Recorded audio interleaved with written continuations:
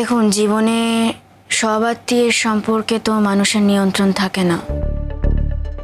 একটা পরিবারের সঙ্গে অনেক রকমের মানুষের আত্মীয়তা তৈরি হয়। সবার দায় দায়িত্ব আমরা নিতে পারি না। কেউ ভালো পথে যায়, কেউ কেউ আবার বিপথে চলে যায়।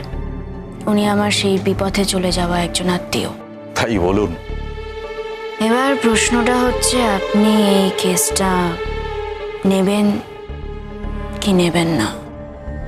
ফ্র্যাঙ্কলি স্পিকিং ম্যাডাম, আপনি যদি এই আত্মীয়ের পরিচয়টা না দিতেন তাহলে এই কেসটা আমি নিতাম না। কারণ এইরকম একজন ঘৃণ্য অপরাধীর হয়ে লড়াই করার মানসিকতা আমার নেই। দেন লিভ ইট। দেখুন, আপনি যদি প্রথম থেকে নিজের মাইন্ডকে সেট করে রাখেন যে উনি একজন ঘৃণ্য অপরাধী, আপনি যত ভালো ভালোই কথা বলুন, যত ভালোভাবেই কেসটা সাজান, কোথাও গিয়ে পৌঁছবে না। সবার আগে প্রত্যেকটা কথা আপনার হার্টকে টাচ করতে হবে। সেই টাচটাই যদি না হয়, চামটাও দিতে পারবেন না এবং এই কেসটাকে একটা চ্যালেঞ্জ হিসেবেও নিতে পারবেন না। দেখুন, আমরা প্রফেশনাল, অত ইমোশনালি ভাবলে কি আমাদের চলে? তাছাড়া এভাবে আমরা অনেক কেস লড়েছি এবং জিতেছি। দেখুন, এই কেসটা কিন্তু সব কিছুর থেকে আলাদা। নিশ্চয়ই আপনি সেটা বুঝতে পারছেন। এক্সেপশনাল। হ্যাঁ, সেসব ঠিক আছে, কিন্তু আপনি কি মনে করেন যে এই কেসটাতে জেতার কোনো রকম সম্ভাবনা আছে?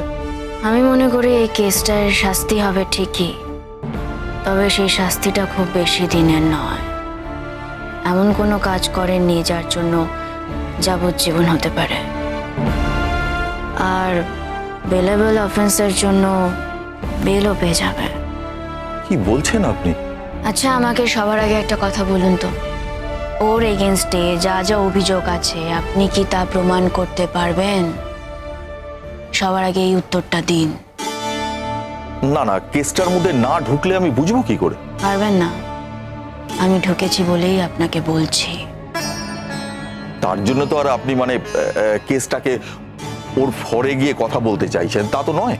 না, যদি ওর এগেনস্টে স্ট্রং কোনো অ্যালিগেশনও থাকতো, তারপরেও আমি ওর হয়েই কথা বলতাম। শুধুমাত্র আত্মীয় বলেই? দেখুন, আপনি তো একজন নিরপেক্ষ মানুষ। শুধুমাত্র একজন আত্মীয় বলেই আপনি তাকে এভাবে স্পেয়ার করে দেবেন? হ্যাঁ, স্পেয়ার করে দেব, কারণ এই কেসটা আমার জীবনে একটা এক্সেপশনাল কেস। আত্মীয় বলে নয়, কেসটা এক্সেপশনাল বলে করব। দেখুন, জন্ম থেকে কেউ অপরাধী হয়ে জন্মায় না। আমাদের এই সমাজের সঙ্গে ক্রিয়া প্রতিক্রিয়ার সংঘর্ষে তার ভেতরে একটা অপরাধের স্পৃহা তৈরি হয়। এক্ষেত্রেও তাই হয়েছে। আমি জানি ওর জীবনের জার্নিটা, আমি জানি ওর জীবনের ক্রাইসিসগুলো, ওর জীবনের স্যাক্রিফাইস, সব কিছু জানি।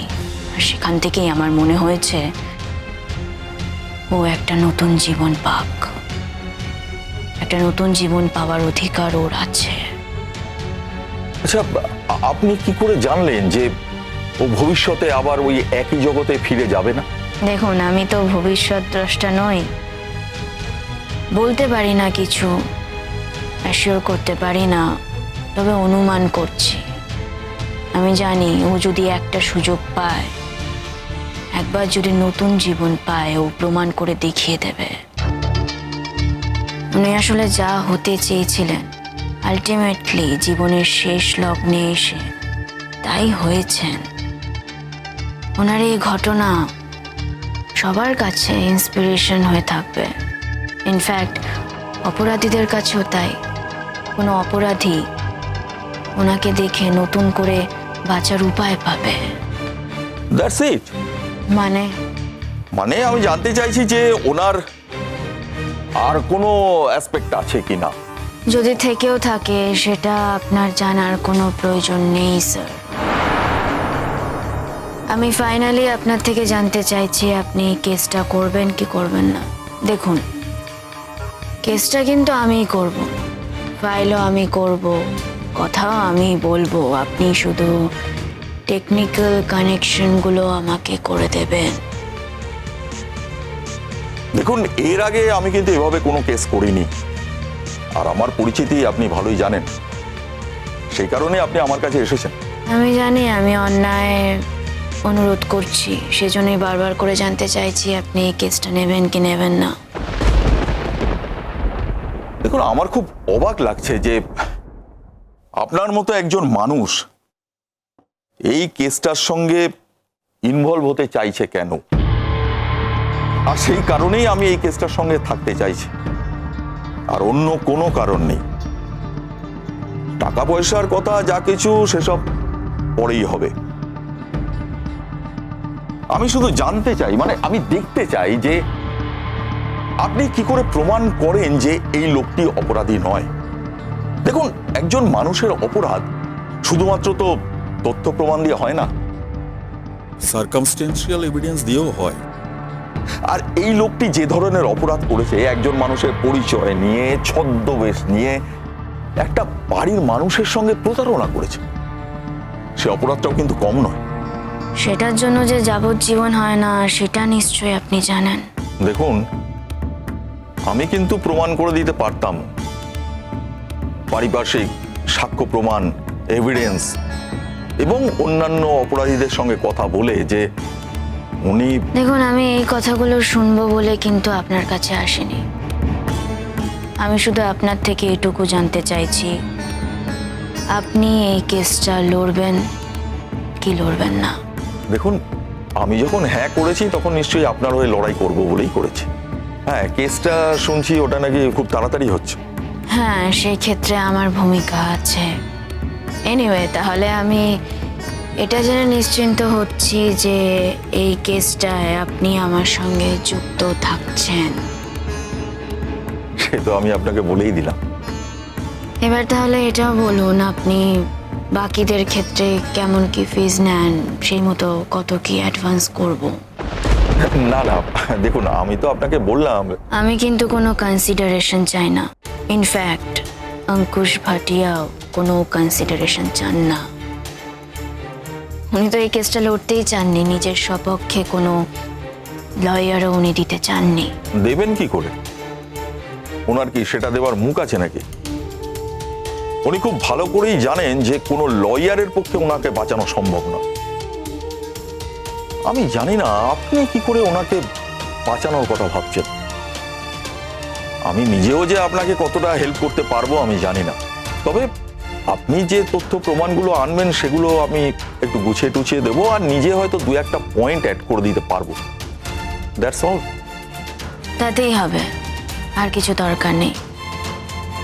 আমার শুধু একজন লয়ার সাপোর্ট চাই যে আমার হয়ে কথা বলবে। আই মিন মিস্টার অঙ্কুশ ভাটিয়ার হয়ে কথা বলবে। আচ্ছা, একটা কথা বলি,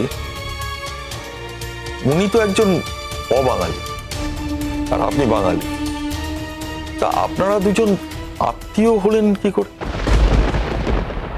এটা তো আপনি ভারী অদ্ভুত প্রশ্ন করলেন। একজন বাঙালি কি অবাঙালির আত্মীয় হতে পারে না, নাকি একজন অবাঙালি বাঙালির আত্মীয় হতে পারে না? না না, ঠিক আছে ঠিক আছে, ওকে, তাহলে আপনার সঙ্গে আমার কোর্টেই দেখা হচ্ছে। তার আগে একদিন আসবো, সময় দেবেন একটু, কেসটা নিয়ে বসবো। শিওর, কেসের জন্য সময় তো দিতেই হবে। কেস যখন হাতে নিয়েছি তখন তার জন্য সময় দেওয়াটা তো আমার কর্তব্য। Thank you. ওয়েলকাম। আসছি। আসুন।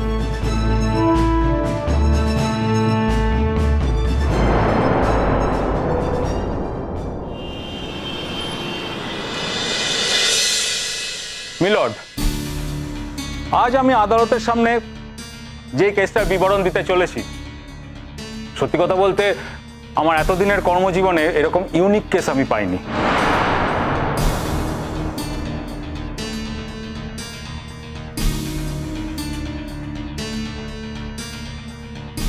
একটা মানুষ যে কত বড় ক্রিমিনাল হতে পারে, কত জঘন্য অপরাধ করতে পারে, ইওর অনার, এই লোকটাকে দেখুন, এ একটা উজ্জ্বল দৃষ্টান্ত তার। ইওর অনার, আমরা সকলের অপরাধের তালিকা সম্বন্ধে জানি, বিভিন্ন সময় বিভিন্ন রকম কাগজেও সেটা বেরিয়েছে। কিন্তু এই লোকটা বিভিন্ন রকম ছদ্মবেশ নিয়ে, বিভিন্ন রকম নাম নিয়ে এক জায়গা থেকে আরেক জায়গায় পালিয়ে বেরিয়েছে। পুলিশ তাকে ধরতে পারেনি, কেউ তার টিকিটিও ছুঁতে পারেনি। মিলট, যখনই পুলিশ একে ধরার জন্য রেডি হয়েছে, এই লোকটা বিভিন্ন ছদ্মবেশে, বিভিন্ন নামে সকলের চোখে ধুলো দিয়ে পালিয়ে বেরিয়েছে। তবে একমাত্র গুড্ডি সরকার ম্যামের জন্য আমরা এই কেসটা আদালতের সামনে আনতে পেরেছি। এই ভয়াবহ অপরাধী যা করতো আমরা সকলেই সেটা জানি, তবু আমি একবার ব্রিফ করছি স্যার। ও বিভিন্ন জায়গা থেকে বিভিন্ন উঁচু পদে থাকা লোকজনদের নিয়ে যেত আর তাদের কন্ট্যাক্ট ভাঙিয়ে অন্য লোকেদের বঞ্চিত করত। এইভাবে যে শুধু উঁচু পদের লোকেদের নিয়ে যেত তা কিন্তু নয়, ইওর অনার। নানা রকম ক্ষেত্রের কাজ করা মানুষদের সে তুলে নিত। অনেক পুলিশ পার্সনকেও নিয়ে গেছে, যাদেরকে দিয়ে অপারেশন করাতে পেরেছে।